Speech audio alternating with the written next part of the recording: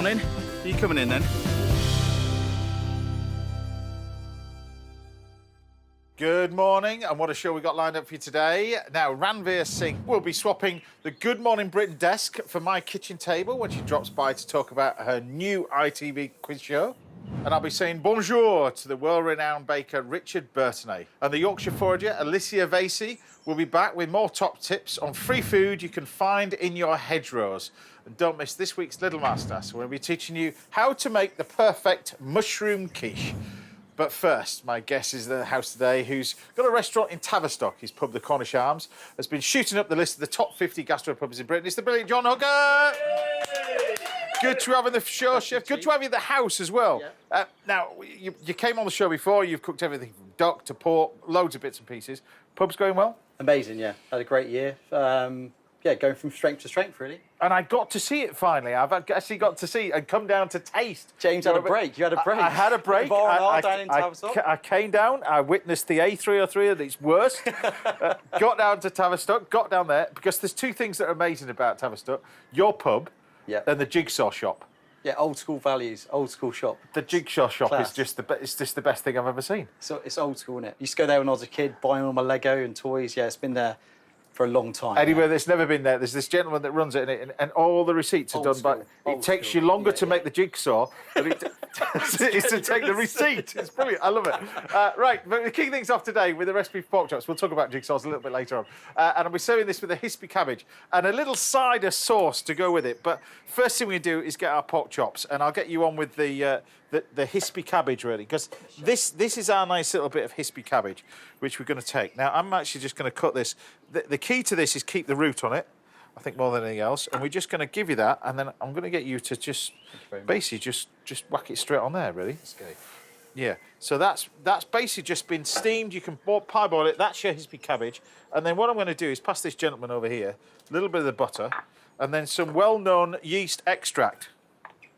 Other extracts are available? Don't know any of other ones, but anyway, that's the other one. A few bits of umami, that's where it's coming from, yeah. I think that's the key to it, really, this little umami sort of taste. But the idea is you take a little bit of this with the butter, and then you brush the cabbage while you're doing this. But I think it tastes. Do you really take a little bit? Stunning, yeah. That's all right. Yeah. There you go. So that's going to go in there. So he's basically in charge of that. Meanwhile, over here we've got our pork chops. Our beautiful pork chops. Now, these are full-on middle white pork chops. I think they're the best pork chops around, these guys, and you can tell they're fantastic pork chops because they're bred to do one thing, and that's sit in a field and eat, rather than do the 100-metre hurdles, which the supermarket ones are now to do nowadays. Look, you've got a decent amount of fat on. You take a little bit of salt like that, and we're going to pop these straight in the oven. At home, under a grill, but keep the grill high and move the shelf down. Rather than turn the grill up and down, keep the grill nice and hot and move the shelf down, because these want to cook as sort of a middle shelf in a grill at home. I'm going to pop those in there just to cook nicely. Meanwhile, I've got the chefy over here who's just melting all that, and we're going to liberally brush the cabbage over the top while that's on. And meanwhile, I'm going to do a nice little sauce. But we're here as well to talk about the amazing pork. But I thought, seeing as you're on, being a West Country lad, West Country, la la la. Exactly. Well, is that what it is? Yeah, it is, yeah. That's the song. That's the song, James. That's what it is, right. So never too much cider in the West Country. We've actually got two of me. We've got Johnny the cameraman, who's also from that neck of the woods as well. There you go. Taking over the world, you see now. But because you guys are on, I thought I'd go to Herefordshire, really, for this one. And we'd look at the amazing cider that we've got in there. So we're hopefully, by the power of the internet, we should be able to speak to Susanna and James Forbes from the Little Pomona Orchard and Cidery. Welcome to the show. Hello. Yes, hello. That's looking really It's tasty. not bad so far. He's making a bit of a burning mess of it, but anyway, he's doing it. Exactly. Now, tell us about your wonderful little orchard and how it all started, because both of you were kind of in the industry, but not. Yes, yeah, we were. We come from sort of drinks trade and drinks media background, and about, I don't know, 10, 12 years ago, I was researching drinks tourism and done wine tourism, and I thought, oh, that was so much fun going around the country and meeting folks, so I'll try beer and cider to cover that. And so landed in Herefordshire, and I was just blown away by the different ciders, but also the fact that we weren't seeing them else around the country, and we wondered whether there might be a little gap. So we came on a holiday the next year, didn't we? Where we went round again and landed here, and it was actually in an orchard that you kind of had a little bit of a moment, didn't you? Yeah, I mean, we did. We met some really cool cider makers in Herefordshire, and I think for me, having spent a lot of time in the wine trade with winemakers, they were always interesting characters, and it's the same with cider makers. And it was actually tasting fruit in one of these orchards, these like really intense, crazy pieces of fruit, and it began to wonder sort of why all the sort of supermarket pub ciders tasted the same. This kind of homogenous, sweet, fizzy stuff. So one thing that I find fascinating about tasting artisan ciders like yourself, you don't get that sugar hit that you get conventionally with sort of clear, fizzy ciders that you're used to as well. There's very much more a rounded taste, like tasting wine, isn't it? Yeah, I mean, definitely. I mean, we concentrate on making ciders by what they say fully fermented. So all the sugar gets converted into alcohol and other flavor and aroma compounds, and then through the process of maturation. So our cider making is really slow. We often put ciders into barrel, and we've got about 140 different barrels here. So through that sort of process of aging barrel and blending and maturation, we're able to bring out all the kind of qualities of the amazing fruit that is grown in this area without the need for sugar. And we've also got some. We're about to taste one now that you recommend in tasting, not in glasses that you've sent, in like champagne flutes. Tell us about this one before we open this one that we got on here. This Brut. So you've got Brut Zero there, which is our sort of champagne method, or traditional method as they call it. So this is where we take it dry ciders, we created a blend, and then we've added champagne yeast and some sugar and sent it back to bottle to re-ferment. And this stuff then spent 2 years on the lees on that yeast that we added to the bottles, and then to get them nice and clear, we hand disgorge them, which is where you riddle the dead yeast into the neck of the bottle, you pop the cork, the yeast shoots out under the pressure of the sparkle, then you top it up and rebottle it. Are many people doing this? Because I haven't actually seen this before, is it? Well, I mean, there's not that many, but there's more and more producers, especially the newer producers, beginning to make champagne methods. Well, that's a bit special, isn't it, really, that one? Well, Yeah. thank you. I mean, it took. Thank you so much. It was 6 years to make that one. 6 years? Yeah. So I'm glad you're right.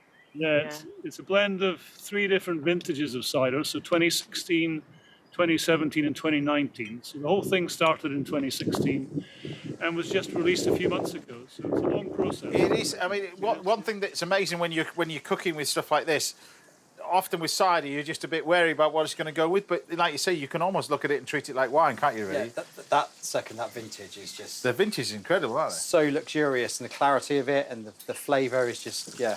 I've never tasted cider like that in my entire life. It's credit to you guys. You see why it took 6 years of love and passion to make. Exactly. Well, very best of luck with everything as well. You converted a West Country lad as well. That takes a lot of work.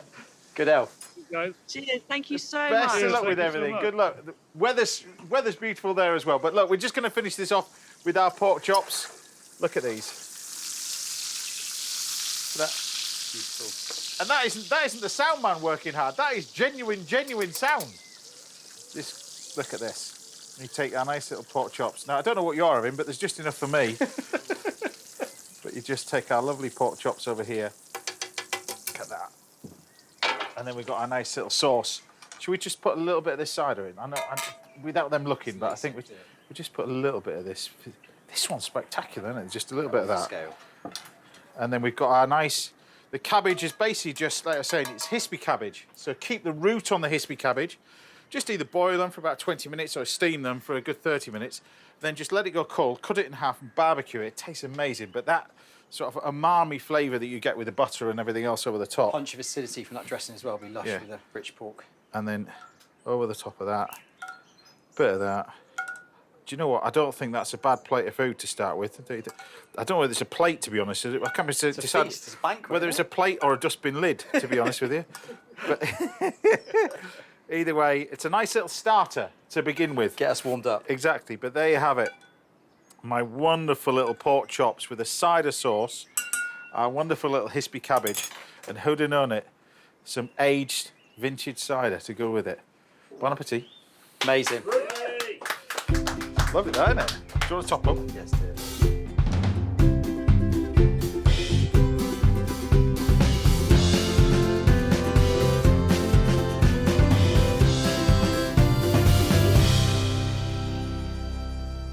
Go for it. Go for it. I'm gonna take one of these and just maneuver it over there. It's a lovely bit of breakfast here. Is that right? And I feel the need for this one. I need to put my glasses on and breathe in because this is the important bit, you know. Look at this. It's Oh, listen. Oh, that's the crackling. Oh, Stunning. hey, I love that little belly bit on the end of the shop. it's nice, isn't it? Yeah. Well, I've been to your place. You take that bit off. Only half What are you of it, doing? James. French trim. It's ruining it. That's what I'll call it. Put it in the sauce, no? Stunning, that is, James. Crackling as well.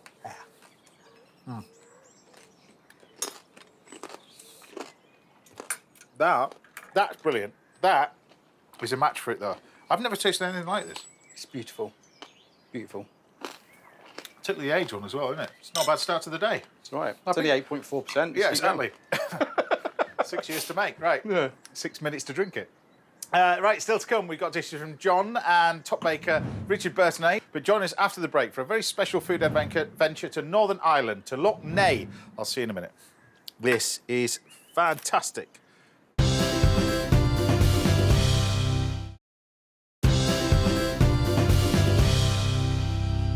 Welcome back. Now, coming up, I'll be showing you how to make a textbook mushroom quiche in this week's Little Masterclass. And good morning, Britons. Ranveer Singh will be dropping by the house very shortly.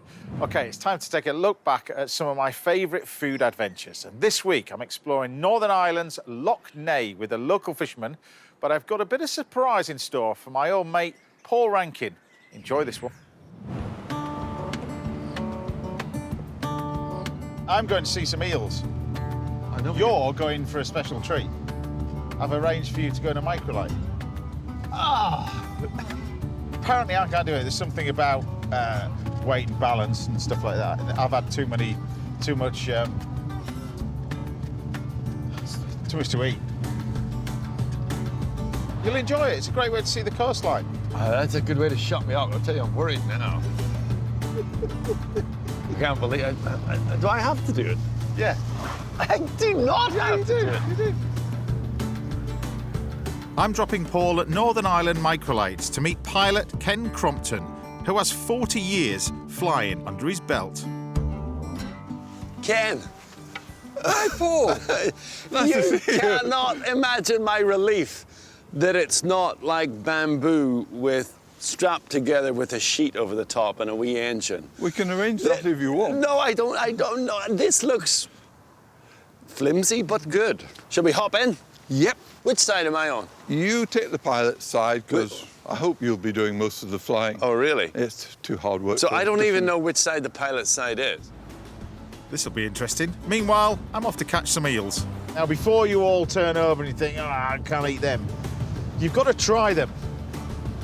Because the first time I tried smoked eel, it was a taste revelation, really. And the eels here are exported all over the world. They are that good.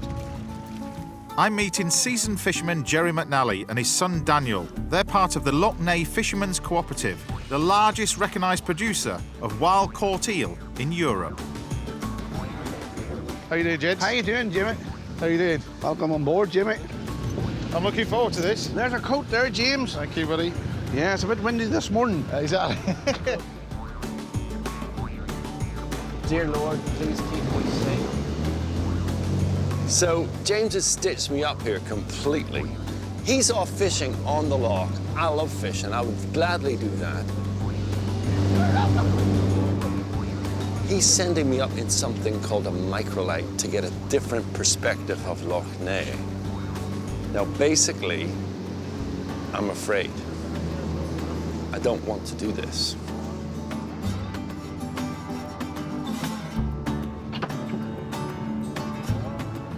you are. That's the captain of the ship, Jim. The captain. Yeah, she travels all the time with us. Why this lock and why eel? Well, we stock the look here every year with young alvers. Yeah. It takes an alver from we put into maybe 12 to 14 years of age before we're able to catch it. Right. The look is rich in food, and it has plenty of fry in it, there's plenty of perch in it, there's roach in it, there's bream in it, and they are all come wee fry, and that eel lives on them. And you export it all around the world? All exported all over the world, yeah. So tell me how you cook yours. The best way we would have done the eel was just to cook them on the pan. A bit of butter? I don't put nothing on the pan. Cut them into 2-inch chunks and then they fry in their own oil. And you still eat it? Still eat eels, but I would eat eels 6 days a week if I had. 6 days a week? What do you eat on the 7th day? 7th day I would take maybe a wee bit of beef or something to give the farmer a wee bit of a See, I wonder how Paul's getting on. Up there. That's how. Hello! I can't believe that he's actually flying. When I told him about it, he was a bit nervous. But I'm nervous for him, to be honest with you.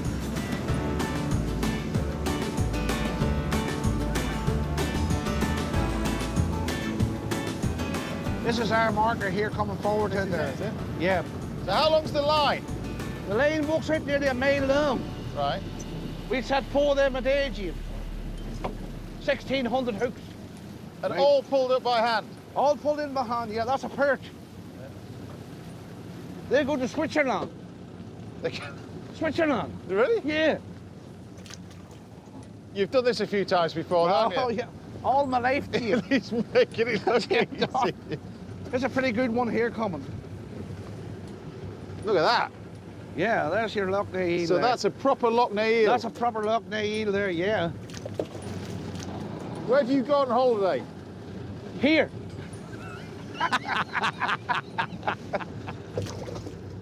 That's the brown eel. Man, this is a hard light. There, James, look. Oh, that's a pollen. Yeah, It's warm. like a freshwater hern. Apparently this eats amazing. Yeah. I'm having one of these. You'd have to hide them on yourself. Yeah. You just don't know when to stop eating them. I can't wait for my first pollen. It's a type of freshwater herring. I think Paul's happy to be back on terra firma. Hey, that's very smooth. Oh, I like that. We made it. We made it. I will never forgive James Martin for this. Never. That's a good catch, James. Yeah? Well, head back to shore now and put the pan on. Exactly. Sounds good to me. Sounds good, James. Back to my job, Now, I think. might get your faces washed a wee bit going in again, but You might get your faces washed on the way back. might get your faces washed. That's a fisherman's expression that means it's going to be rough. You never have to wash your face in the morning when you're a fisherman. Well, Paul, the flying idea was the director's fault. I think I've got a way of getting my own back. This'll teach him.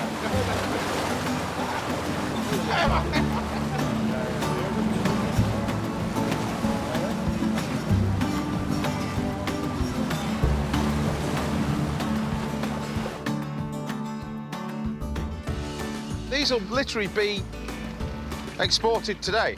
They'll be in Holland tonight. Unbelievable. So as I said, we'll take the small one out, the next of that one there. We'll return back to the lake again. Right. So they're caught today, and by evening time they'll have reached their destiny. Well, I'll leave you to sort the rest. I'll go cook some. All right. It's okay, James. About 15 minutes I'll need you to taste. Right, all the best, James. Look forward to it. Now, I thought long and hard about what to do with this eel. And we've got two different types of eel. We've got the fresh eel and I've got smoked eel. You'll generally buy it like this, really. This is a good way to start, I think, if you want to try it. And the sauce, simple butter sauce, but I'm going to flavour it with some bacon because bacon and eel taste amazing.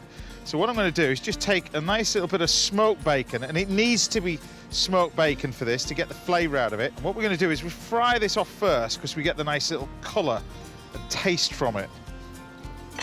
Tiny bit of oil to start with, not too much, and pop our bacon in. And I'm actually going to do two dishes with this, one of which is a little fish cake with smoked eel. The other one, I'm using the fresh eel with this amazing pollen. and just barbecue it, but still serve it with the same sauce. While that's happening, we can grab some shallot. We chop this all up. We can then start to wilt down our shallot as well. At the same time, we can then make our little fish cakes, really. Nice and easy. I've just got some potatoes over here. Egg yolk. That's gone in there. Salt and pepper. A little bit of salt. And then some lovely spring onions. Chuck the spring onions in. What I'm going to do now is add some of this lovely smoked eel. It really is fabulous. Get your hand in and mix this all together, because this is going to go brilliantly with this little simple sauce. Mould it all up into a little ball like that. And then we use this classic combination of seasoned flour, beaten egg and some breadcrumbs. Keep your eye on your bacon, which is not far off. Now at this moment in time we can deglaze it with a little bit of white wine. You can use a touch of vinegar like that. Meanwhile we can go back to our nice little fish cakes and then into our flour. Then into your egg, roll it around the beaten egg, like that, and then back in the breadcrumbs. Once it's in the crumb, lift it out onto here. Now, just use a touch of double cream. And what the double cream will do, nearly flew away, is actually start to stabilise this sauce. So leave that cooking away. What I'm going to do is just basically just serve this nice and simply with a little bit of cabbage, a little bit of spring cabbage, but also some of this. I grabbed some of this from a market en route here. This is soup celery. It's quite strong, but brilliant. A few knobs of butter in the pan. We'll pop our cabbage in and our little bit of celery.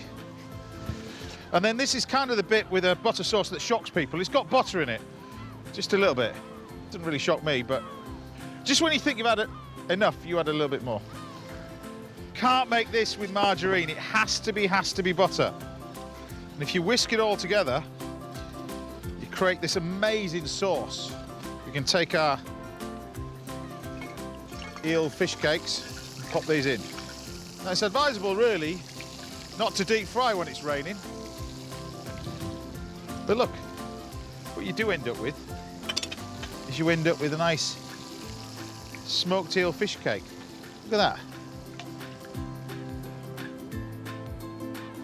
Before we serve these, I'm still going to serve it with this sauce, so I'm going to get this stuff, this lovely pollen, and just simply cook this straight on the barbecue. And the same thing with the eel. I'm just basically just going to chop this up and pop this too straight on the barbecue. This is going to take about 3 or 4 minutes to cook. We're going to take some fresh chives in our sauce. Now you can see what happens, look, it thickens up. It's a bit like your arteries when you're eating this sauce. That's what should happen. Just going to take our fish. This beautiful bit of fresh pollen. Look at this. Gorgeous bit of fish.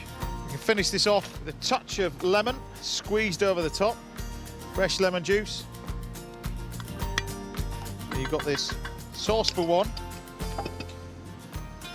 A few bits of these cabbage and green down here. This gorgeous fresh pollen, simply cooked. You don't need to do anything else with it. Beautiful bit of eel on there as well. And then the other dish using the same sauce, these fish cakes. Cabbage just as a little nest. You see, there you have it, the same sauce, this lovely pollen which is simply cooked on the barbecue with this wonderful eel, and then this, the smoked eel fish cake. All from out there. Apart from the butter. That's from a supermarket. And guess who's back now the hard work's done and the food's ready? Boys, come on in. We've got a feed for you here. That's what you call a feed in Northern Ireland, eh? Oh, that's great altogether. Aye. You wouldn't believe that was caught a couple of hours ago.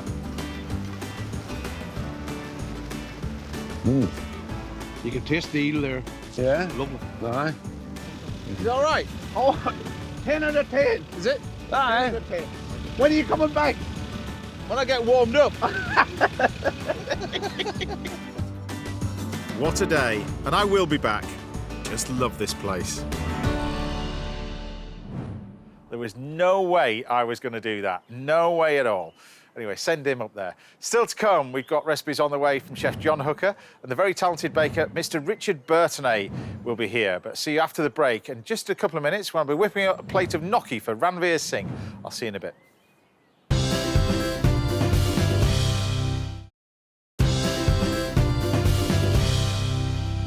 Welcome back. Now, John Hooker and Richard Burtonay will be showcasing their culinary skills in the kitchen a little bit later. And that Yorkshire forager, a certain Alicia Vasey, will be dropping by the house, apparently with some mushrooms very shortly.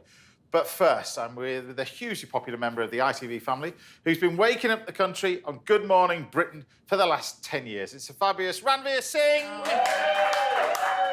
Ching, ching, ching. Welcome to the house. Oh my, what a house. I was going to say welcome to the house, but cheers, because we both got to the same place on Strictly. Semi-final? Exactly. Oh my goodness. And I think that's the best time to go out. I'm going to say that for us. Didn't have much choice, to be No. honest with you. No, we didn't. We have to spin it, though. Even though I was voting for myself outside. But anyway, so I know you're a big food lover. I'm surprised you get time to cook much, but I'm going to show you, there's two dishes that I picked, one of which you want to know, and the other one of which I believe is sort of your trademark dish. So I'm going to try and replicate your trademark dish. The other one that you want to know is how to make gnocchi. So the potatoes are the important bit. If you're doing this, you must use baking potatoes. So baking potatoes, invest in a potato ricer. So you bake the potatoes, scoop it out the skins, rice it, let them go cold. Right? That's that bit. Then what you need to do is you need to add our flour, 2 egg yolks, really. You can use whole eggs, but get in the habit of using egg yolks. Separate them like that. What's the difference if you use the whole egg? It's just going to be very, very wet. And you don't want that. So you want the mixture. The problem is you get gnocchi that's really good and you get it's rubbish. There's no... Well, it can taste quite slimy sometimes. Yeah. And I think that's the amount of liquid that's gone in here as well. But it's a certain other way you can do it. Now, I suppose you get time to do any cooking, really. Well, for 10 years doing that show, you must have to get up incredibly early in the morning. Yeah, sort of 20 past 3 is my general. Really? Yeah. But yeah, I mean, the cooking thing and, well, getting up at that time of morning, sleep deprivation makes you eat more, which is a problem, actually, if you're trying to manage your weight and things. But I tell you what's really got me into cooking more is wanting to be better for my son and wanting him to understand food. And he loves doing what you're doing. He loves being in the kitchen. It's our time. And that's why food is really important in our home now. Well, this is a good place to start because the great thing about this is you can almost start it at 3 o'clock in the morning and then go back to it when you get back from work. Because what you can do is get to this stage, like that, and then simply then to roll this out. So you want a little bit of flour, like that, and we can roll this out. So this is your start. See how easy that was just to make, like that. Now, one thing you want to make sure if you're doing this, you've got plenty of salted boiling water, but this is where you can do it in stages, and you just cut it out like that. You make it look so easy. Well, it is easy. it is technically easy, like that. And we just put these on here. Now, I was saying to you, you can prepare this in advance. You can actually freeze this. But I wouldn't freeze it in a state like this. I would freeze it after I blanched it, because that's the next stage that you want to get to. So whenever you're going to do this, you wouldn't pan fry it as this. You have to blanch it first, like pasta. Well, you're talking about when I find time to cook. We tend to cook on the weekend and batch cook. Yeah. You know, so we'll make a cottage pie and then we put it... So this freezing thing is amazing for someone like me. It's perfect. But when you're doing this, the late, great Carluccio told me about pasta, and particularly gnocchi's the same. You cook it in plenty of salted boiling water. So this would be you. Yeah. This is salt. So plenty of water, no oil, and you just pop the gnocchi straight in. Does the salt flavour the gnocchi then? It's flavouring it, because there's no flavour, is it really? It's just the base ingredients. You can put a little bit of pumpkin in, which you could put a little bit of pumpkin puree in it. You can buy that from a tin. That could work as well. That can go in, but you can just do that like that. So you bring this to the boil, get some ice cold water ready, and that go in. Now, obviously, we spent 10 years watching you on Good Morning Britain, but it was before that. And I'm going before the radio thing, so we're going to talk about the radio as well. Yeah. Before that, but wasn't it drama was your thing at school? Oh, Did you want to be an actress? Was that? Well, you know, I didn't know what to do. I was going to go off and try and be a barrister. And then when I got to uni, I realised it's really expensive to try and do that. You know, it costs thousands. We didn't have the money for any of that.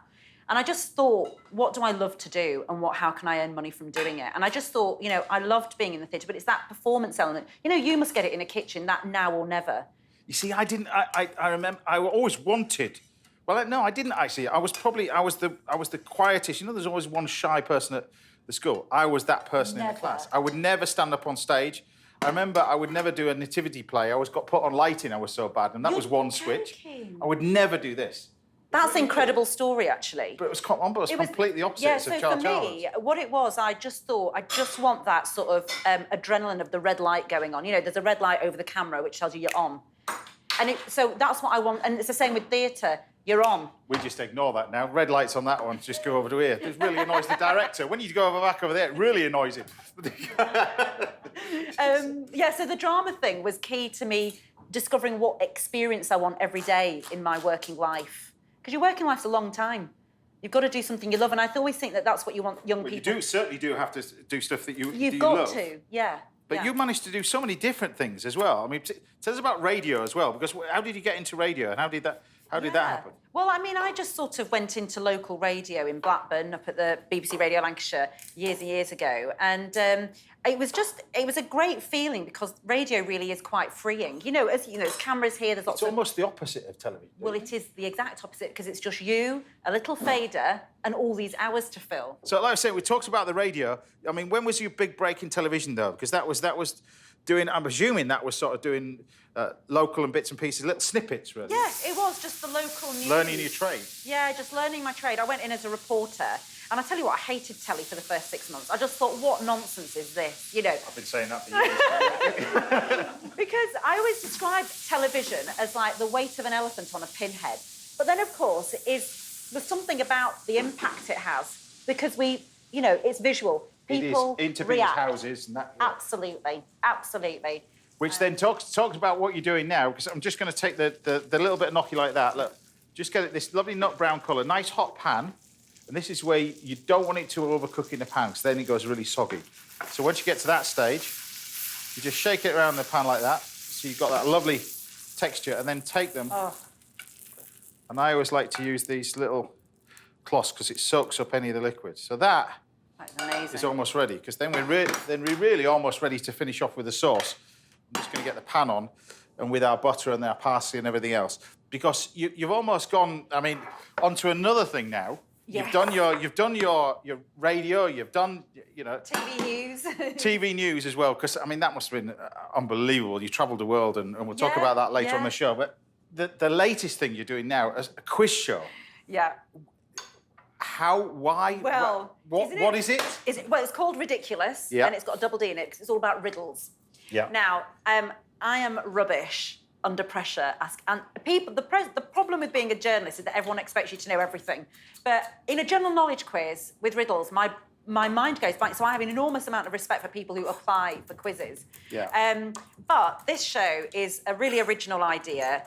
During COVID, people were obviously doing quizzes left, right, and centre, but riddles. People were Googling for riddles by 1,000% more than they ever had done. And this brilliant woman called Kirsty, she just thought, hang on, it's never been done on telly. Let's do riddles on TV. So there's visual riddles, number riddles. Why are you looking nervous, James? Because I'm not very good at this sort of stuff. I can cook, kitchen, knife, cool, but stuff like that is out of my comfort zone. Shall I give you one? We'll go on then. Right, you'll like this one. An edible fruit, the first may be awkward, what am I? An edible fruit, the first may be awkward. What am I? Gooseberry. Date. An awkward first date. That could have been gooseberry, though. I'm going to go to the adjudicator.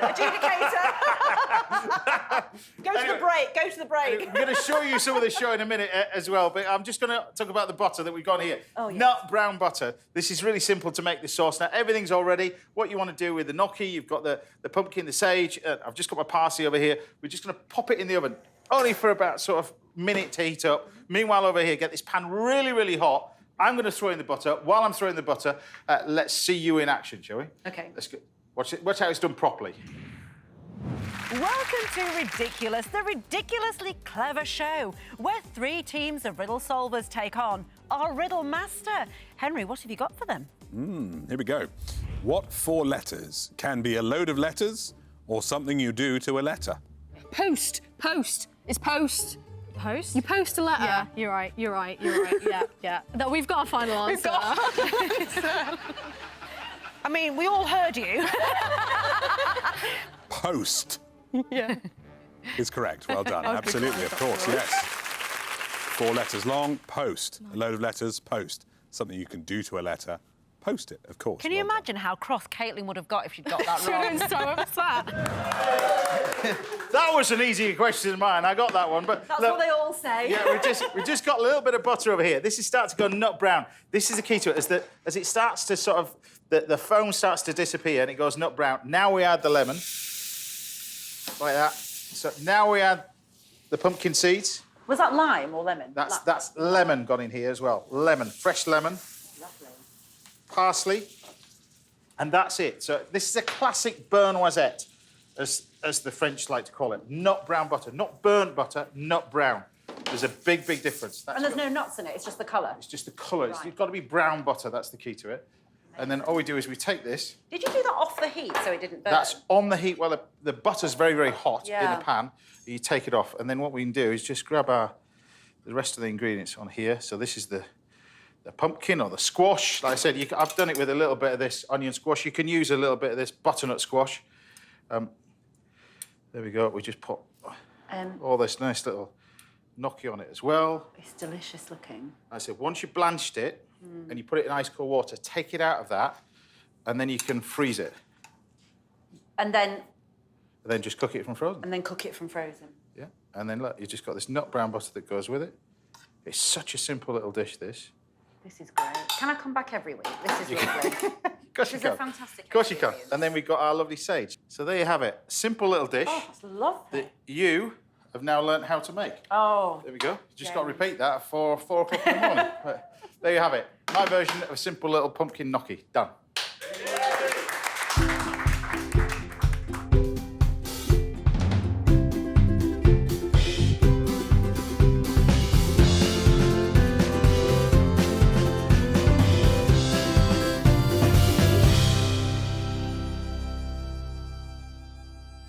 A little bit of Parmesan over the top.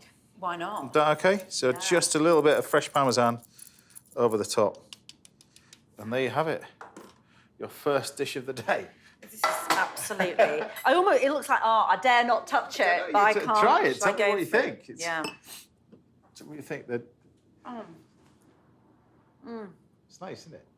I've never tasted gnocchi that good. I'm not going to lie. It's nice, isn't it? It is really incredible. Thank Well, you that's so dish number much. 1. You've got another Italian classic coming your way. I can't. A little bit Nobody's later. getting any of it, Yeah, by the but way. Trust me, they'll fight you for it anyway. There you go.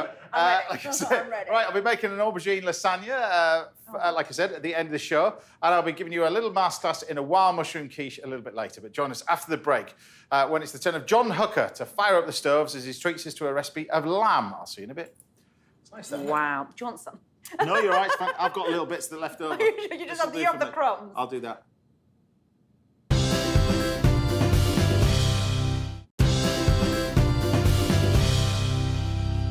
Welcome back. Now, coming up, I'll be giving you a crash course in quiche in this week's little masterclass. But first, I'm here with a chef whose pub on the edge of Dartmoor has become one of the hottest places to eat in the whole of the Southwest. He wrote that bit, so apologise to Mr. Paul Ainsworth and Rick Stein. It's John Hooker!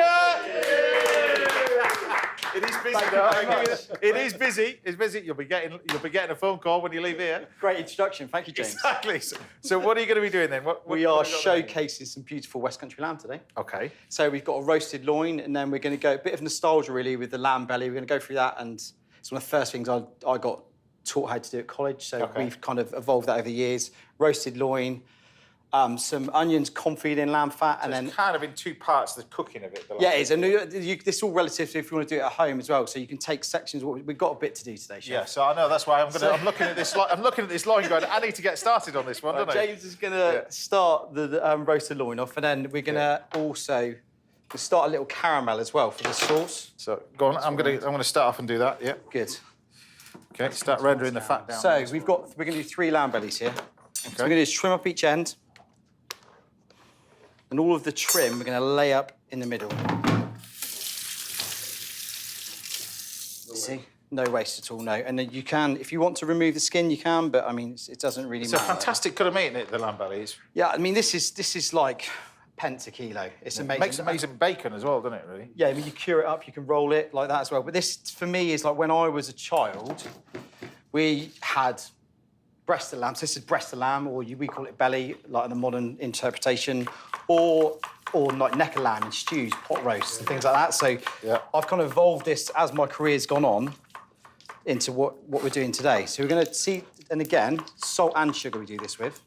Salt and sugar, this Yeah, one. so it's a light cure, really. So you could do this, roll it, leave it in the fridge, and it's just going to just permeate the meat and taste. Don't be shy with the seasoning on this as well, because it can take it. How long do you leave it in the fridge? So you could leave it, you could do it the day before if you wanted to, or a couple of hours. Doesn't really matter like that. And just, again, this is how I got taught to do it at college by my college lecturer, Colin. So it's a bit of nostalgia to this dish. And classic lamb and onions, I think, to me, is a classic combination. Like this, I got taught to do this on a salver at college, rolled up, braised with sauce soubise, which is a classic, classic French onion compote or puree, as we say, really. So I've got my lamb over here. I've just sealed it off, and then we'll roast that through the oven. Yeah. And then the sauce here. So we're just going to sweat off the shallots in that caramel. Yeah.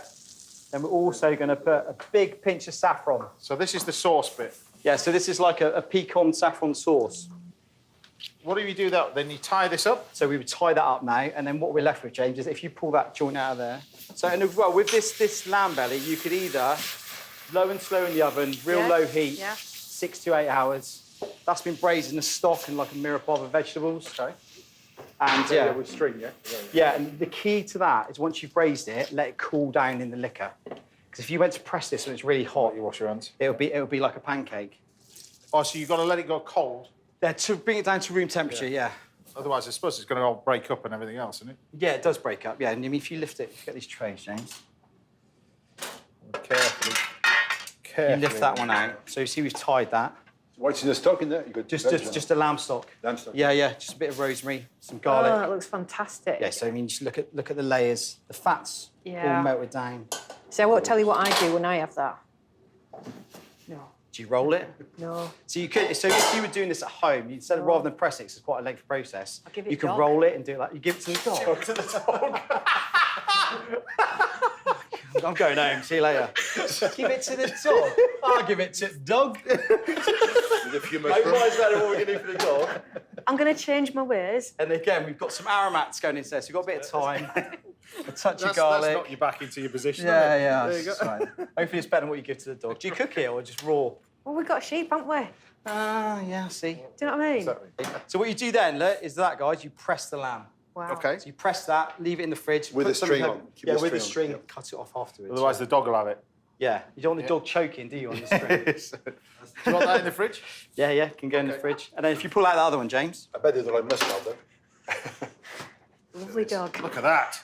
Ooh. So then what we're left with trimmed up, Wow. So how long do you leave it in the fridge? just overnight, just chill it right down. You Oh, see look where at like that? Yeah. Oh, my Stunning, God. no? Yeah. That is actually stunning. I feel deeply ashamed and as embarrassed a menu, now. you have got access to amazing produce, not just on the land, but on the sea, haven't you, really? Yeah, Particularly where you are. we're 15 minutes from the coast. Everything from you've got Newlyn, Brixham. We're not a million miles away from all the big fishing ports, you know. Yeah. So then we're going to pan fry this off. Give it a little season. And also, I'm going to roast off these beautiful. So tell us about these onions then. So these onions, let's see them. Cook them till they go translucent. You're on the stove, or again, low and slow through the oven. So you confit these. This is in lamb fat. It's in lamb fat, yeah. And you see there's a few aromats there. There's a bit of garlic, bit of thyme. And again, it's just you just continuity of flavour with that lamb, that beautiful Cornish lamb. I love that you use every part of the lamb, the fat, everything. It's gorgeous. Yes, Yeah. I love that. all the It's the trims. attention to I detail really, about really your like place that. as well. You know, you've got. That's the great thing about doing what you're doing is that it's not Michelin, but you're. No, we're the front room It's a of our pub. community, yeah. We still have the builders coming in with their dogs on a Friday night, drinking, causing loads of mischief. Yeah. And you can go there for high days and holidays, stay in one of the beautiful bedrooms. But I still want it to feel like a pub, you know. And Yeah. the great thing about a Great British pub is that you can pretty much do anything in it, can't you? Yeah. But people have a higher expectation now of a Great British pub, I think, and that's what we're trying to deliver through our offer. Thank you, James. So you're just colouring these. Colouring it, yeah. So we're looking, and this is some lamb that we've roasted and rested, which we're going to put back through the oven. And that's all it takes to cook. I mean, this one's ready. That you see me put that one in there. You see a nice colour on that. Just leave that to rest to one side. And that's that one done. These ones need a bit more colour. Again, and you can use elements of this dish. So if you were we could roast the loin of lamb, serve it with a sauce, some beautiful dolphin wild potatoes at home. You don't have to go as complicated as this. Obviously, this is how we're cooking in a restaurant. I just want to showcase what we do. Or like this, the lamb belly, salsa verde, bit of couscous. Yeah. Yep. Exactly. So with these onions, we can just brush a little bit of maple syrup on there. Again, just to bring out the natural sweetness. It's a little detail to make a big Yeah, difference. it's just that, yeah, there's little punchy bits of flavour that we're going to do. So here we go, James. Simple dish. Simple, yeah? simple, John, yeah. a small or a big hole? Yeah, medium. we can all be fussy, you know? There? Nah, smaller than that, chef. Don't look clumsy, do it? Today, haven't we? Make sure that sauce is warming through nicely. I'll get it on. You concentrate plated. So yeah, so then we're just going to add just a little bit of this beautiful roasted onion puree. So you wanted a big hole?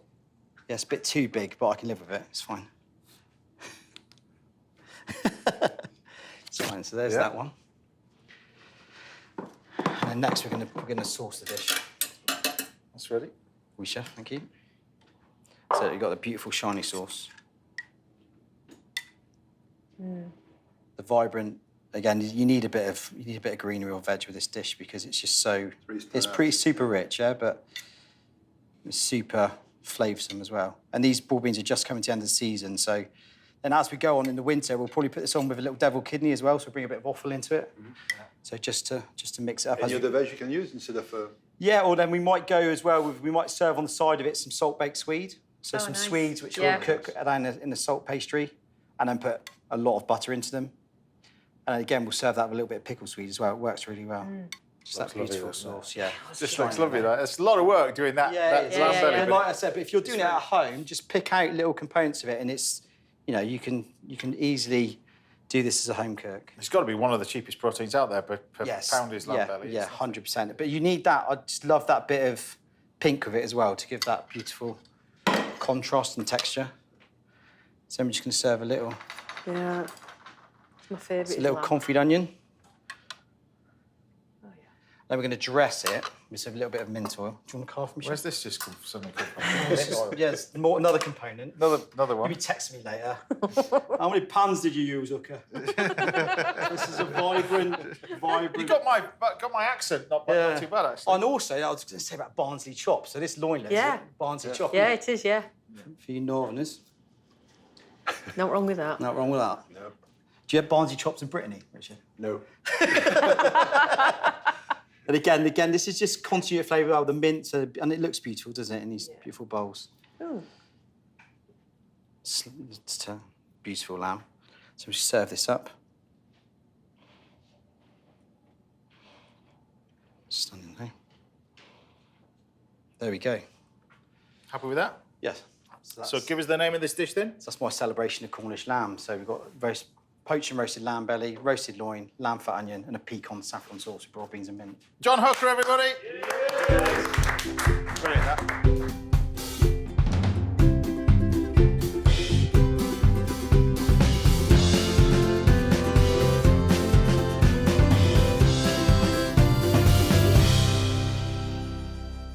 There we go. Dive in. Oh, 1 inch. Tell me what you think. You're all right grabbing it off there? Yeah, it's all right. I'll just dip as I go. Yeah, just a chefy bit, dipping off the edge. There you go. This looks... I'm going to try that. I'm going to try that lamb belly first. Very pretty plate of food. Oh, the Yeah. colour. Lovely. Oh, yeah. Oh, look at this.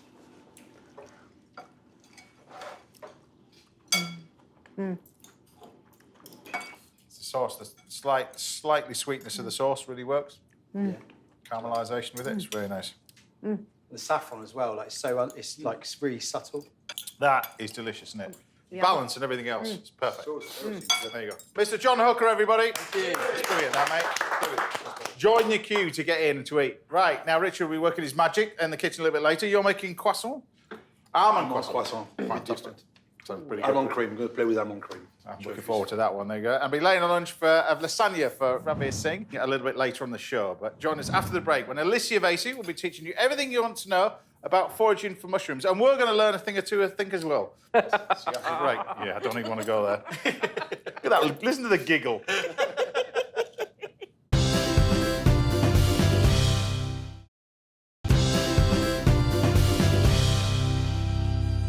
welcome back. Now we're chatting some more to the one and only Ranveer Singh later on.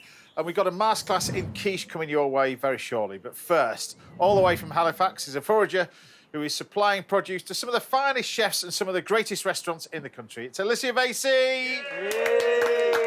Well, I've got to say, Mr. Hookham, Mr. Burtonay are still here as well, trying to pick up some new tips because we're going to talk about a subject that's basically close to all of our hearts as chefs and cooks, mushrooms. So tell us about mushrooms then.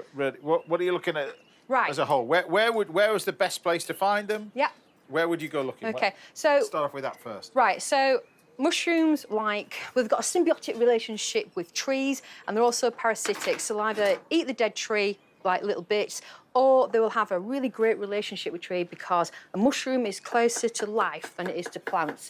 So you imagine a piece of string that long and you've got plant life from beginning, then you get mushrooms, and literally about an inch long you've got sentient life. So actually, these are the fruiting bodies. All the shenanigans for mushrooms go on underneath the ground with the mycelium. I remember you told me about this once. Yeah. You told me about this, the synergy between the trees and the mushrooms. But it's almost like if you look at a Google map, a road map, that's what it's like underneath the tree. Yeah. And so at this time of year, right, they've got a little bit of an exchange going on. So why do mushrooms come out at this time of year? It's because the trees are getting ready to go into winter. So what they're doing is they're storing all the carbohydrates and all the sugars and energy, and they're pushing it right back down to the roots. And they're feeding the mycelium that's going underneath the trees.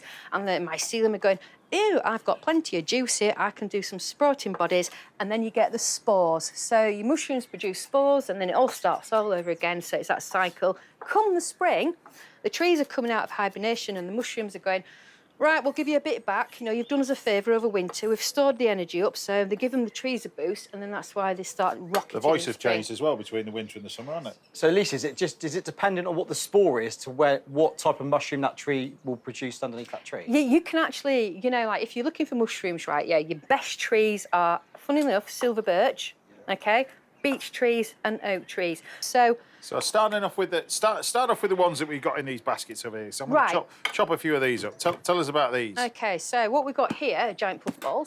These like a lot of nitrogen-based soil, really. So they will actually grow like, you'll see them on the edges of fields and a lot of grassland, and they're very like soil big. Massive, aren't they? Oh God, I've had them size of a sheep. And what you need to do... Size of a sheep? No. I have. Is that because you're a sheep farmer? Trust me, I'll tell you what, right, yeah. Love it. You know, there's some dodgy mushrooms on here. Don't right? look at me. I was No, don't pick on us.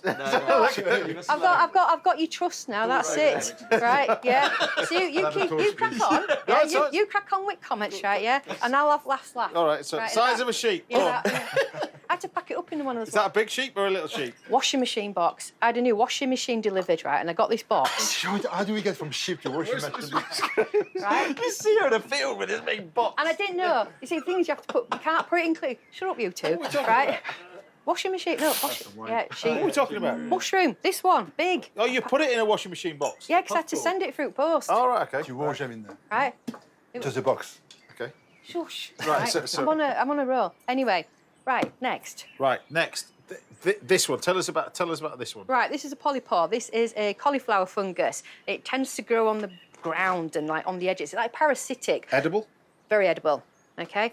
Very similar to a lot of things. So take good notice of what you're looking at. Right. You can use that one.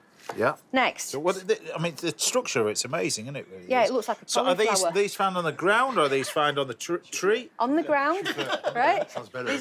On the ground, usually around tree stumps, okay? Because it needs dead wood to feed off. It's a parasitic mushroom. Okay. Right, okay, so next up, and it is the chef's favourite because you two have been moaning about how expensive they are. Yeah. Right, I'll pick me that one front. This one? No, that's a Norwich birch boletus. That one? Yeah, that one. Okay. Right. So we're looking at boletus. So these are mushrooms that have sponge instead of gills. So if you look at that, gills, sponge. These are all most of them are edible. You just need to consult books. And if you have got books, take 3 books because you don't always get it right. You need a referee 2 books, and 1 book will say something different. The washing machine. It's not Russian roulette, it's mushroom roulette. It is mushroom roulette. It's mushroom It's roulette. absolutely mushroom roulette. It is. I mean, just on a serious note, this is so important. Like you say, to take somebody. Yeah. I mean, we've done mushroom picking as well in the New Forest, and to go with somebody who knows what they're doing. What I love in France, we pick a mushroom, but they always say keep them separate. You can go to the chemist, and the chemist will tell you the They'll right grade one. them out for you. Yeah. And what you're looking for on these is no pin pricks, because if they've got pin pricks, if they've got holes in there, it means they're infested. Don't use them, because in about 2 days they'll be alive in all ways that you don't want them to be. You can crack on with that one, that's fine. Right, OK, next up. Yeah. Right, one of my favourites. This is chicken of the woods. See, I love this. I absolutely love it. I've seen these a lot in Scotland. Yeah. I've foraged them a lot with Mr. Tom Kitchen as well. Yeah. These are amazing when you see them growing in the woods. Gosh, they're You absolutely don't just get one, there's loads of them all in one place. And they're always really high up, so I go with tree loppers. Best bet, OK? But this one is poisonous. So it's not so much, I mean, it's a very easily identifiable mushroom. You look at the bottom, it's bright yellow. The top, it's like egg yolk yellow. It's up on a tree, not hard. However, this one, which I brought in special, has grown on a yew tree. So as it's grown and the needles have dropped off the yew tree, it's folded in. So this makes it highly poisonous, because what you're doing basically is eating yew tree needles, and they're really toxic. They've got like taxin A, taxin B. So you really need to, you're going to go for something really obvious. Right. What's amazing about it is it's not just, people look at it, it's not the classic one with the red no. and the white spots. It's not that anymore. I mean, you just got to... Yeah. Because one can look identical to each other, can't it, really? Yeah, very much so, and that's what you've got to be aware of. So this one here, I mean, I won't use that, it's just got a bit too over. Parasols and panther caps. The scales on the panther cap are white on a brown background. On this one, it's brown scales on, it's a bit gone. Right. It's always opposite. So what you need to do is be really wary. You might think, oh, God, that looks so obvious, but they're not obvious. You really need to take books. You really need to go with somebody. These ones can go like electric blue. That's a nice mushroom. That's a chef mushroom. Is that a chef mushroom? So these are not the Pierre de Bleu. They're not the... No, we haven't got any blue legs, have we? No, they're the ones that I remember going with you. The little tiny ones, aren't they? Little... We've got some amethyst deceivers. I thought I brought... There was some in that box. Right, so the little tiny little ones, they're just really nice. Purple ones. Yeah. They were nice, weren't they? They're beautiful, the pig's noses, they called. Is that them? They grow in this country? The pied blue? Yeah, a field and wood bluet. With the blue legs, it's common. It's good to know the Latin names for things. So with the boletus here, this is similar to the cep, but this is an orange birch boletus. You'll find them on birch trees, and the white with a little black dots all over them. That size, beautiful. So on a serious note, though, you can't just go. Obviously, landowners' permission. Yep. You can't just go wander around the New Forest anymore and all that kind of stuff. No. You seek the owner of the land's permission and go with somebody who knows exactly what they're doing, because it is a minefield out there, isn't it? Really. Do you know what it is? There's even when you go on courses and things like that, there can be errors. It's your own judgment at the end of the day. You're the one who's going to be doing it, but it's personally, I would try and buy them off somebody who knows what they're doing. Yeah. And that's not necessarily me, because it's hard work is finding mushrooms. But supermarkets are selling an amazing selection of wild mushrooms now as well. Yeah, but they're parasitic mushrooms, so they're sort of like grown on like polystyrene logs. They cultivate it. Yeah. Yeah, so you can cultivate parasitic mushrooms, you can't cultivate symbiotic mushrooms, which is why you get such a massive price for things like ceps and things like hedgehogs and things like puffballs, because there is no way of replicating that, in any conditions, because nobody's worked out how it's sort of like, how they come about, how they do the thing. Yeah. And you were saying that one of the biggest mushrooms you found was one of these, which is incredible. Oh, yeah, it was like 50 kilos up a tree. But I couldn't hold a net and use my tree loppers at the same time, so it was a bit... Get a chunk off. How do you get a 50-kilo mushroom off a tree? In bits. On your own? In bits, on my own. And a 66-litre rucksack. You can't get... It's hard work. I love it. I tell you what, it is not glamorous. It is hard work, right? And the worst part is if you see some really good mushrooms, right, and there's like a really great big barbed wire fence and this, that, and the... Oh, it's a nightmare. Do you have to buy another washing machine to get a box big enough? I think you've already started, Dan. You really with your I think I've done, I've done it. That's what it is. But anyway, look, we're just going to leave it with this. We just got the poached egg. Look, just snip that. Yeah, where's mine? poached egg. You've done it for them too, haven't you? Sautéed mushrooms on toast. Richard Mean you've and I got the shared. bits that are left over, but there you have it. Sautéed mushrooms. But Alicia Vasey, everybody. Amazing, amazing. There we go. Right. Thanks so much for coming down here, and we'll see you again very soon. Well, you're going to stick around, aren't you? I'll stick around. Yeah, We've got exactly. There you food. go. It's fine. Right, still to come, we're serving up another course for my guest, Ranveer Singh, and Richard Burtonay will be baking some almond-based treats for us all. But see you again after the break, when I'll be putting the rest of these mushrooms to good use in this week's Little Masterclass. It's all about a quiche. I'll see you in a bit.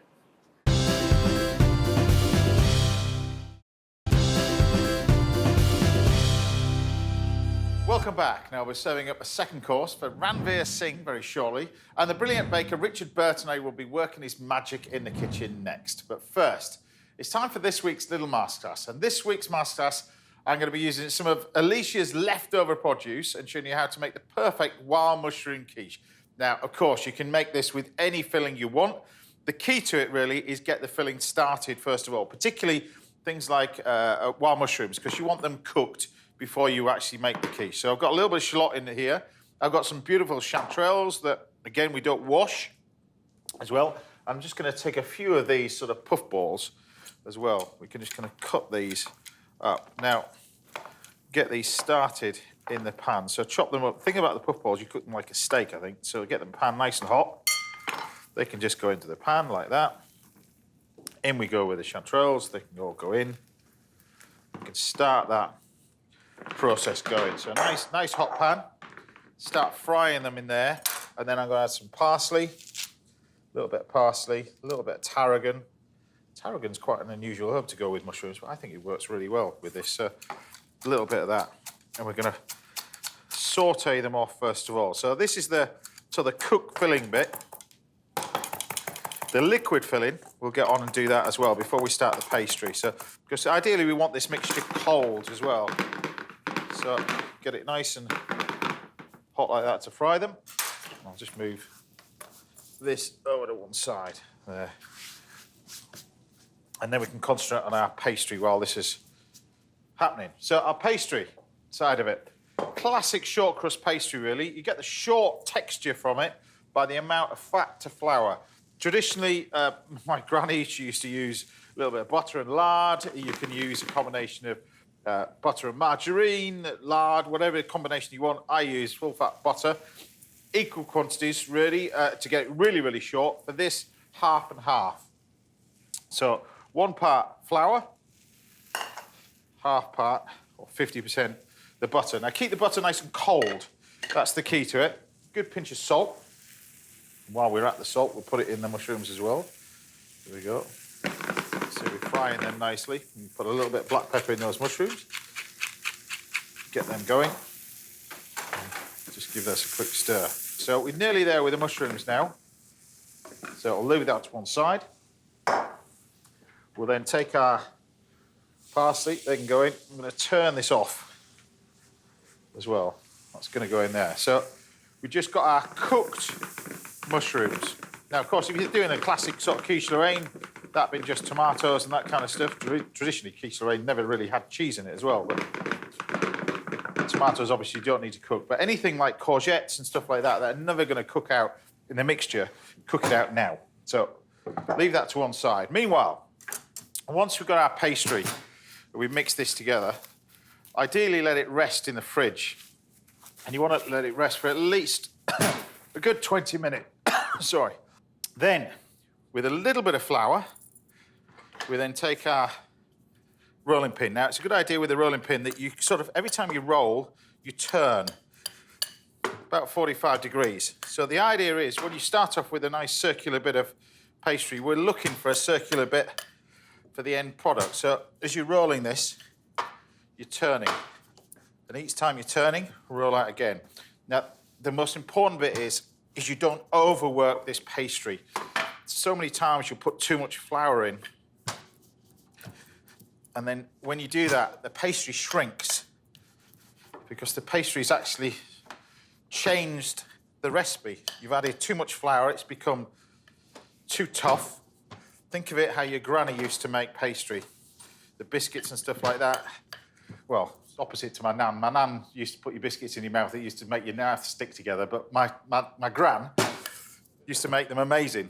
Just put them in your mouth and they just dissolve. And that's because you just rubbed butter and flour and the lard together while watching a whole episode of Corrie on that very same bowl, because that's her old bowl, like that. So when you get to this, you get to our nice little bit of pastry. The important bit is you treat the pastry like kid gloves at this point. So when you get the pastry, roll it up on the rolling pin like that, bring this across. Now what you don't want to be doing is laying this directly onto the ring, otherwise it's going to cut it. So you just carefully lift it over like that. And just allow the pastry just to fall into shape. So I always say to young chefs when you're teaching this is you treat this like you're making a bed, but they often don't, obviously. But look, but you just tuck it in and you're treating it very, very gently. You're not, if you notice, I'm not stretching the pastry. I'm not pushing it in. If you do that, it'll only do one thing. It'll just restrict when it cooks and it'll shrink. And that's often the case when you're doing this to start off with and you're learning and you trim it off the top and then you put it in the oven and your pastry's all shrunk and you end up with a disc of pastry. Several things have done that. It's the pastry, how it's made. You haven't made it by hand, which is a good idea. If you have made it by machine, you need to leave it to rest. But most importantly, at this point, you treat it very, very gently. But you want to make sure it's nice and thin. So, took it right into the edge like that. You can see you've got it right into the corners, which that is. Now, I don't trim it until afterwards. It's a good tip, that. But what you can do is make a little cartouche. You make a circle out of a squarish. So fold over, like that. Fold it over, fold it over, fold it over. Measure from the centre out. Just do a little curve in it. When you cut it, you've got a circle. You can actually buy these pre-done from a supermarket, I found out the other day. Unbelievable. But look, pop that in here. That fits perfectly in there. Now, you can use baking beans. You can use rice. It's entirely up to you. But in my house, and it is my house, I don't use baking beans because the ridiculous amount of money for these daft ceramic baking beans. I just have flour. And you just have some flour. And I just have this in a bowl, just there ready from whenever I'm doing. I wouldn't bake with this because this has been used so many times, this flour. You're just going to use it for that, you see, this purpose. So use rice or flour. So, and then you can reuse this. Just put it through a sieve and don't bake with it, but just use it for this purpose. Then set the oven about 170, something like that. Sort of low oven, not 200 degrees, otherwise this is going to defeat the object. What you need to do now is bake this blind. Bake this blind is to cook without colouring too much. So you just pop this straight in here, and I've got one that's been in there that's nice and hot out of the oven. Now, it will colour a little bit, you can see that. Don't worry about that. Because then what we can do, before we get and lift this out, we can get everything ready. We want an egg. And this is all the things that are going to help you not only make a good quiche, but also make a good little tartlet. So the same technique, if we're doing a lemon tart, that kind of thing, we'd still use the same technique. So while this is still hot and straight out of the oven, be very careful with this. You can just take this out carefully. You don't want to break the pastry, of course. There we go, perfect. Look at that. But like you say, you just take that flour and then put it through the sieve. But while it's still hot, you do this. Take an egg, beaten egg, and then just go round and brush it with beaten egg. Now, this is doing one thing more importantly. It's filling in any little holes that you've got. It'll stop the mixture from leaking out because the mixture, like in a lemon tart, is liquid. So once we get to that stage, now you can pop it back in the oven just for a couple of minutes, and I've got one that's here. So rather than just pop it back in the oven, you can see what I'm talking about. Just continues to cook the pastry. Then we have our little tartlet over here. Then we can take our mushrooms and we can pile them all in like that. They look amazing like that. Then the filling. Now the filling for a quiche, this is where it varies. I use a combination of several things, particularly whole eggs. So whole eggs and egg yolks. So whole eggs are going to go in. And the reason for that, we want the quiche to be sort of, well, when I was in France, they called it baveuse, which is sort of, baveuse means sort of partly cooked. It's not really that, it's just with a little bit of a wobble. Think of it like a jelly, really. You don't want it set too hard. The same thing, I think, with a quiche, is that if you put too many eggs in it, it souffles up, where by putting the egg yolks in it, you get a different sort of texture. Salt, pepper, like that. Give this a quick whisk up. And then rather than just use milk, we use a combination of milk and cream. The milk goes in, and the cream go in. The cream is enriching it all up as well, so just a little bit of cream. Half and half. Even if you didn't want to put all cream in, maybe put a third in, something like that, but just enriches it. You can put things like creme fraiche in it as well, but rather than just use milk. So you've got some seasoning in there, then what I do is just take half of that straight in. We've got some cheese. It's entirely up to you which cheese you put in, but a little bit, it can be, of course, a little bit cheddar. With this being French, I've got some beautiful Comté, which is kind of like the French version. It's not the French version of cheddar before the French start phoning me up and complaining, but the amount of Comté cheese that they use is massive amounts. So we just take a little bit of our Comté cheese over the top, like that. Now, before you put the whole thing in the oven, like this is a good idea, is to take it to the oven first, like that. Take it to the oven, pull out. You learn to do this after a while. I've been doing this for a living. Is you then fill it in the oven. You do not fill it and then try and carry it across halfway around a busy kitchen. And it goes everywhere. But you want to make sure that it's full to the brim. Right to the top. You can see that almost right to the very, very top of it.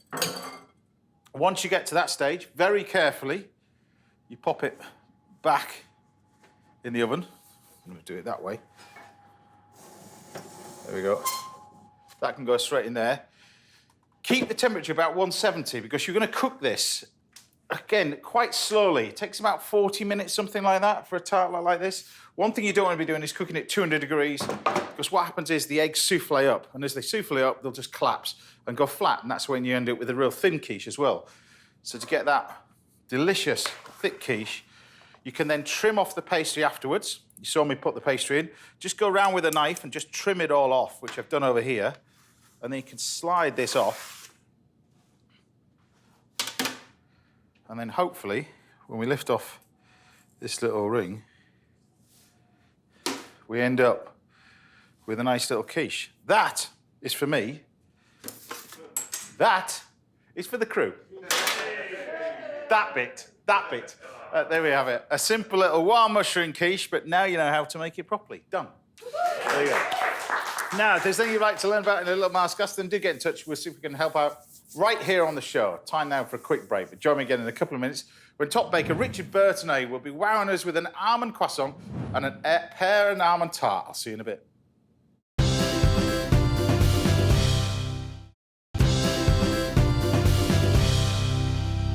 Welcome back. Now I'll be serving up a show-stopping aubergine lasagna very shortly, but first, I'm here with my guest, Ranveer Singh, and a man who's established himself as one of the best bakers in the world and shared his skill with students from his famous cookery school. It's the brilliant Mr. Richard Burtonay.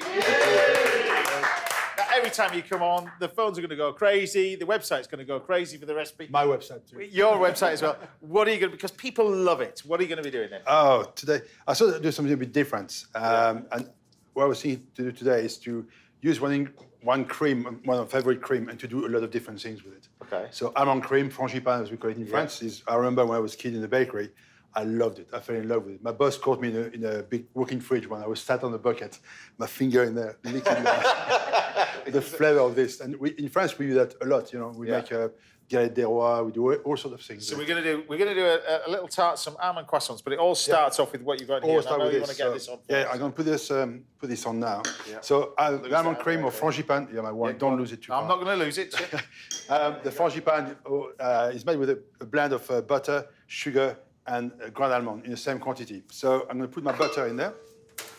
I'm just going to take the ones we got out. We're just going to leave these to cool a little bit. Thank you. But go on then. And that's going to go. There you go. And we blend the butter. So it's 30 soft butter. Yeah. Blend it. And when you start to pick a little bit. So would you be salted or unsalted? It doesn't matter. In Britain, you use salted butter. I don't think it matters, does it? It doesn't matter. You can always pinch of salt. Salt brings the flavor also. So that's perfect. It's getting a bit white. Put your caster sugar. Right, what's that you're adding to this? So the ground almond now. Right. It's flying everywhere. Hang on. Ground almond in there. And you can break those 3 eggs for me. Yeah. So they're the ground almonds going in. Yep. Blend everything together. Now it's interesting with this because I remember being at school and making frangipane and almond paste for the first time, and you get the dreaded almond essence out. Oh, I never use that. It's what? Oh. No, I can't use it. No. You don't use that at all? I don't use almond essence or... Yeah. Can you taste it if somebody's used Yeah. essence? Oh, Like massive. straight That's away your worth it. palate? It's just chemical. Almond croissant with almond essence. The first thing you taste is bang, this chemical. You don't taste anything. It's just this. Yeah. It's horrible. It's not. Not very nice at all. So I'm doing this. And then add the flour. So turn on the mixer a bit when you put the flour, it's going to fly everywhere. Yeah. It's very quick. And the good thing with this, you can leave it in the fridge for a good week. You can freeze it. You can do all sorts. It's really, really versatile. And the key there is not to put all your eggs at once. You want them nice and fluffy all the time. Yeah. So I just put The one egg trouble first. is, it can separate and split if not. Well, it can. It's like you put too much liquid in one go. It becomes more liquidy than the light color that you see now. So you beat the butter and sugar, it becomes whiter and whiter and whiter. And just take your time between each one. Now, talking about peaking at the right time, you and your cookery school, I mean, hugely popular. I'm still, every morning I wake up and I see our guest list where they come from. And there are people from all over the world coming. You know, for one day sometimes. Are you sure? You fell off the plane? Or, but, you know, it's hugely popular, I know. Our breakfast are... This cookery school is it's famous all over the world. Well, all I over was the just world. asking you, Rich, about whether you had children go, and I, No, as I we was teach saying, children, yeah. I love it. I So would try love this to. now. Right, there you go. There you go. Try that. You don't have to lock yourself away in the fridge with it. Oh, it smells good. You're allowed to have it. Yeah. Okay. So when you taste this now, in your mouth you can taste almond, butter, sugar everywhere. Oh my goodness. So we need to bring the flavor together. That's lovely. So it's like a different dimension. Right, so you want me to do... I've got to sort of take charge of the croissants ready. Yeah. Now, am I going to say that you made these? No. You bought them? I bought them, yes. So one of the greatest bakers in the world I've introduced you as, and you go and buy your own croissants. Hang on. Before you start slagging me off. No. Go on then. When you get too big for your boots, that's what happens. Yeah, that's not very nice. We'll let you stay eating croissant and then I I'll get this know. back now. But look how light this is. That's perfect there. Okay? So, yeah, you can. The good thing with this, I wanted to show you that the concept of making almond croissant with fresh croissant, it doesn't work. You got to let them go stale for 2 or 3 days. No, but this is the key to it, isn't it, really? Because Yes. you'd think... So they keep their shape. Well, that's interesting, because we buy croissants and then we have a couple and then they stay in the fridge for and we throw them away. I know. Sorry. Absolutely not. Right. Okay, so I'm going to start build them up now. So I put a bit of almond cream in the middle. The top back on top. And then you put some almond cream on top. Like so. And then we get some fresh almond. Like this.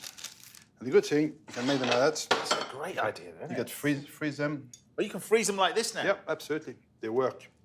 Imagine if you had friends or family coming and you presented them with this. I mean, it would be... When I used to own the bakery Yeah. in Bath, people used to run 10 miles to justify to have one croissant outside. Oh. Used to be sweating outside the shop. Say, I just want one croissant. So they do 10 miles to... Just to What is the secret of... I mean, I never asked you this. What is the secret of French baking? Is it the butter? Is it the passion? Is it everything? I think... What makes it different? Because there's nothing else like it in the rest of the world. Nothing. There isn't. Italians don't do it. What is No, it? it's different. I think it's a culture. It's the way you eat. You'll never dream sitting in France for lunch, breakfast, or dinner without bread. It's impossible. So you got the skill of the baker, the boulanger, but you got the skill of the pâtissier also. and your viennoiserie, all the viennoiserie, the croissant, everything. So they become part of the culture.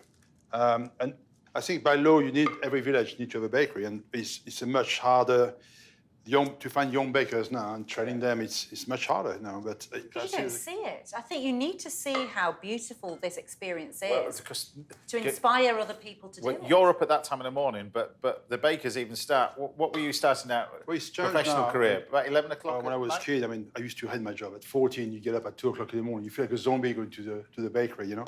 14. And my boss, all my friends used to be mechanic or something. Midnight, 4 o'clock in the morning, after clubbing, knock on the door of the bakery to buy croissant. You hate them. You know? Just like, oh. My day off was Monday. Have you ever been out on Sunday night in France?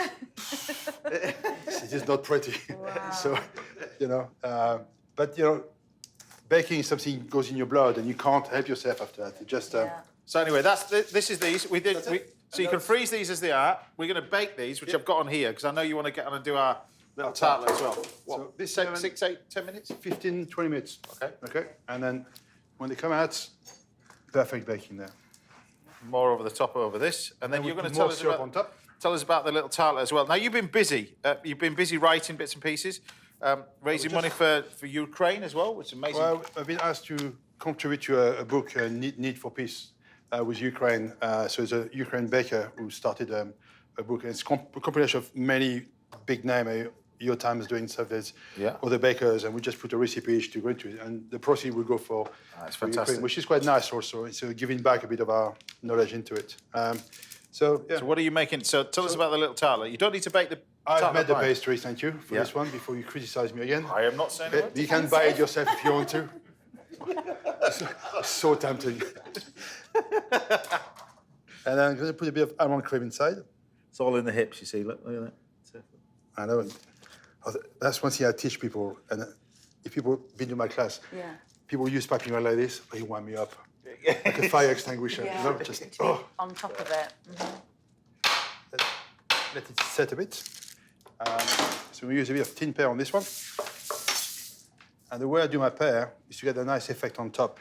You get a little knife and just dab on top, like very, very close.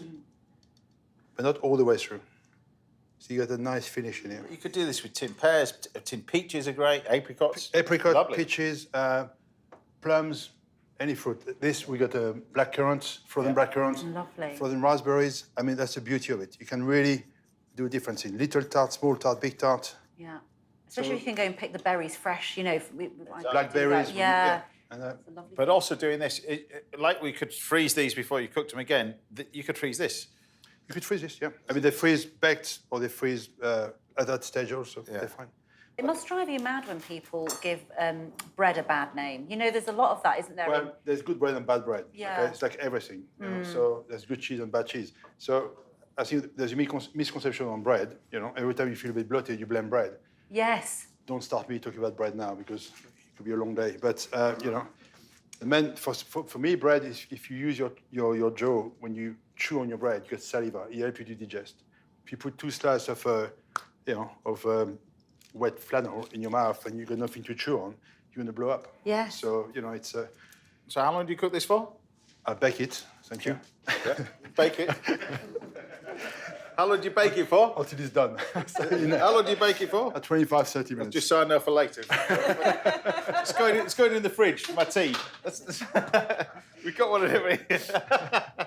Right, and then over here, you want to dust these. You dust these with a little bit of icing sugar. So yes, we're going to dust this with icing sugar, which is just over there. So they're much better, they taste better when they cool down a bit. A little bit of icing sugar, not a snowstorm. Look at this. Getting carried away. It's not Christmas yet. Hello, Frenchman. No. Look at that. That's oozing now a bit, yeah? It's oozing. It's oozing. That's beautiful. So give us the name of these dishes then, what you've got in here. So in here we got almond croissant, almond pain au chocolat. Stop putting icing sugar on it. I feel there's tension in the air. There's no tension.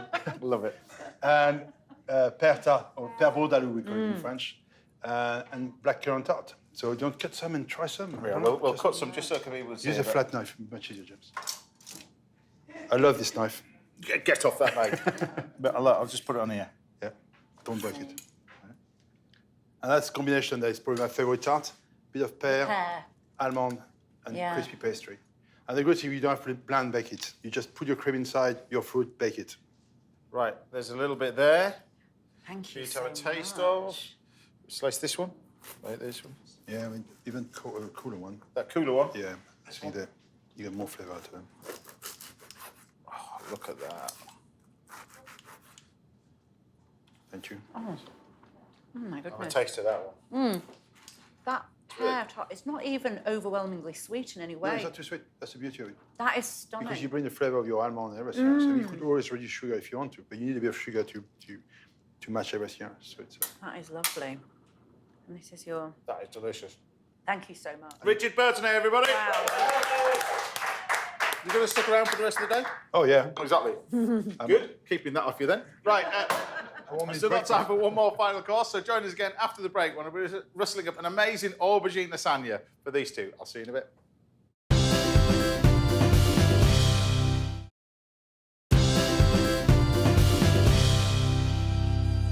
Welcome back now to the last part of the show, but I'm still in the kitchen with my guest Ranveer Singh and the brilliant baker Richard Burton. But for my final dish, I thought I'd treat you both really to a dish that I absolutely love. I had this last week in Italy, and I know this is one of your favourites as well. This is aubergine lasagna. Yep. Well, I'm a vegetarian, you see. Right. And, you know, I have terrible memories of lasagna on flights. You know, we had family in there. You know, terrible, terrible airline food. And it was always a nut roast or a lasagna. And I decided that I had to find a really good one to make me happy. Well, hopefully. I mean, do you put lasagna sheets in it? Because I am going to do with this one. Yeah, well, you know what? I suppose it's not, you can't really call it lasagna without pasta, can you? But I have used lasagna sliced up as the pasta sheets and used lentils and stuff. So I suppose it's not you would call it more like a moussaka or something, I Probably guess. something like that, yeah, if you put spices in it. But this one starts off with lots and lots of olive oil. That's the key to this one. Really good olive oil, extra virgin olive oil, bit of garlic. In we go with the tin tomatoes. They're going to go in there as well.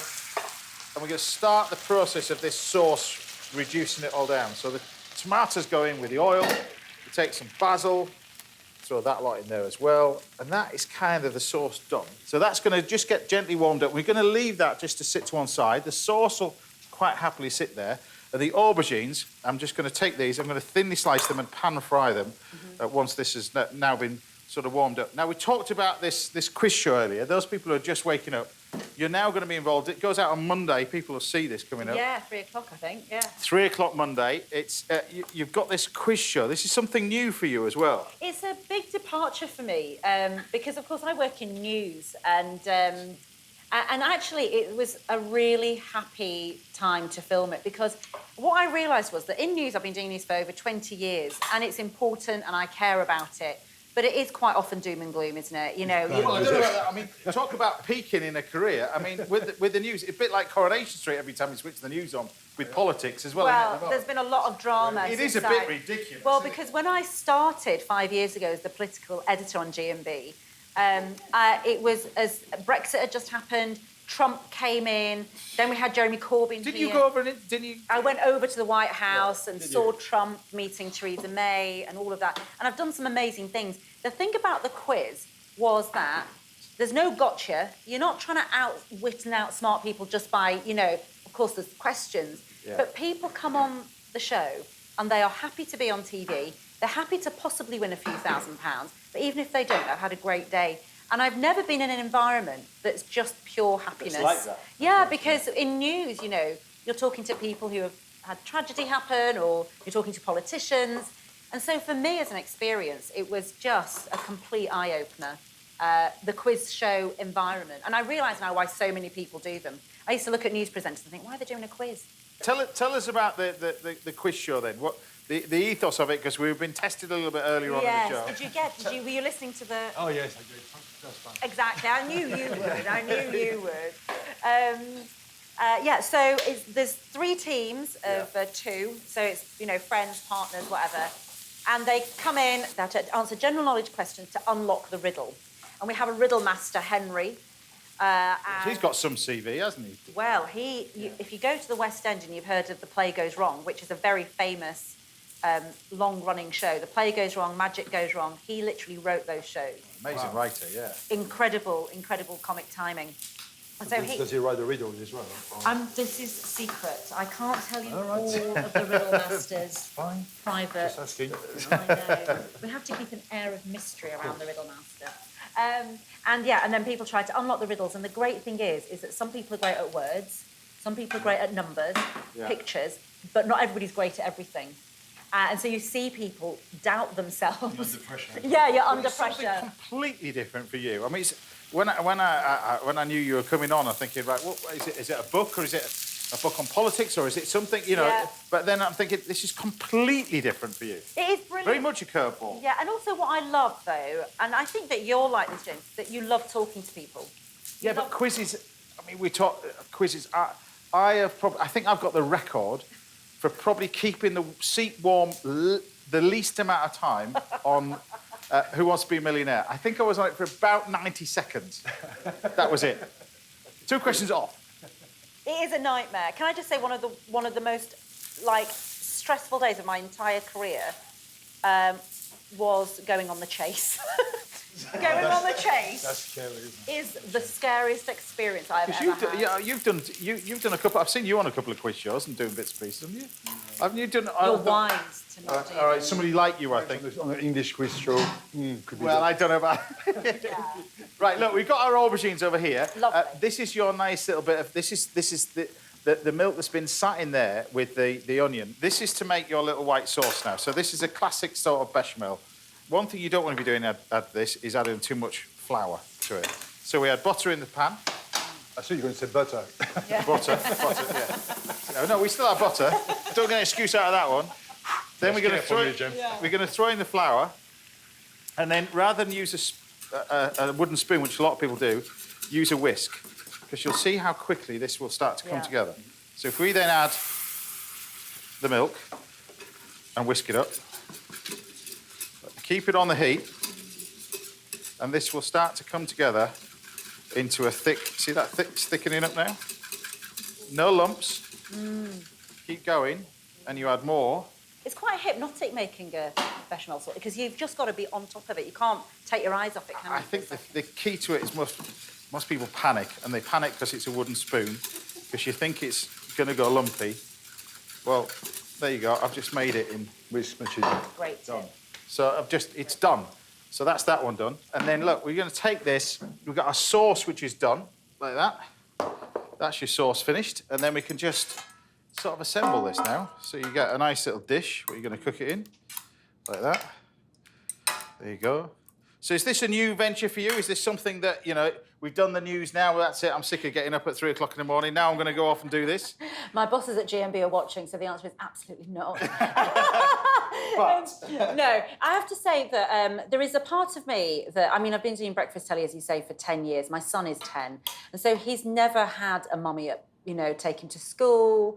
It's always, you know, and there is a bit, I think you get to a point in your life, I'm over 40, I'm 45, and you just think, right, I need to get a bit of more balance in. So they're not kids forever, you know, and I've talked about him a lot because he is the sort of centre of my world, really. So, yeah, there's a bit of me that wants to be around for him more, to give him a bit more of my quality time. And, of course, with a quiz, it's quite interesting because you do all of them. You do 3 or 4 quizzes a day. You record them all in a day. So you've done a lot of work in a really short space of time, which then should free you up a little bit. So it's a really sort of it's a different, slightly different lifestyle. But the quiz itself, I just think people, you know, we've got all sorts of things going on, haven't we, with cost of living crisis and all this. And I actually think quizzes are the one thing where for an hour you sit down, you relax. Get your mind away a bit. And your mind is engaged in something. like a cookery show, I always think. Like a cookery show. Switch yourself off. Look, I'll do the work. Well, best of luck with everything as well. Thank you so We're just going to take look, we've got a nice little bit of white sauce over here. You just pour that over the top like that. Now, unfortunately, the one that I had, whether or not I picked it because it was €10 and that included a glass of vino to go with it as well, was a little bit dry, so I'm putting a little bit more sauce in my one. And then I've got some mozzarella cheese, and we just take some mozzarella cheese. So mozzarella and cheddar, yeah? No. I'm gonna go back to the Italians for this. I'm gonna put mozzarella, and then I'm gonna use a little bit of Parmesan, because otherwise I'll get properly told off. Yeah, you will. So a little bit of Parmesan cheese. Now the great thing about this, you can then pop this in the fridge and cook it from cold. Takes about sort of 40 minutes from cold. If not, you can pop it straight in the oven now. And the idea is pop it in the oven about 200 degrees centigrade, 400 Fahrenheit, gas 7, something like that. That just goes in there. And then we've then got one that, if I lift this one out. Look at the crust on that, the top. Oh, my goodness. Just enough for us. Just enough That for us one's to, for Johnny, yeah. the cameraman, on camera 2 there. That's that one going in there. Oh, my Pay me later, chef. That's all right. And then you've got your lovely... I mean, the great thing about this is just the simplicity of it. Well, I was just going to say, James, do you feel under pressure when you have people over to not make something simple, like a lasagna? This is simple. This is... But do you feel pressure to be really complicated? Ranvi, I've done chicken nuggets when chefs have come here. I can't be bothered, to be honest with you. At the end of the day, this is just food that tastes simple like that. You don't need much more than that, really. Just nice and simple, tasty grub is all you need. But there we have my version of an aubergine lasagna. Done.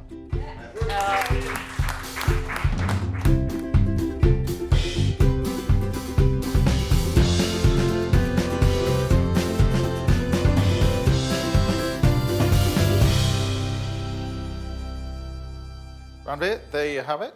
Well, thank you. Is it for both of us? No, I've got another one over here. I know Richard, and he'll probably eat this dish, to be honest with you. Just going to take one. Gosh, it's lovely. The size of the portion. Some basil as well. I got the chef touch on it. Chef's touch. Exactly. I get you back for That's that. an extra €16, chef. But tell me what you think of that one. Yeah, definitely not €10. Matches the gnocchi, or are you happy with that one? Oh, now that's a Close question, second. isn't it? Nice dish, though. Really simple. It's a really, really delicious, and you can taste everything in it. That's the key. I mean, key Yeah. to Italian food is that anyway, but that's the sauce. But And only a handful of ingredients. Incredible. just really. a few.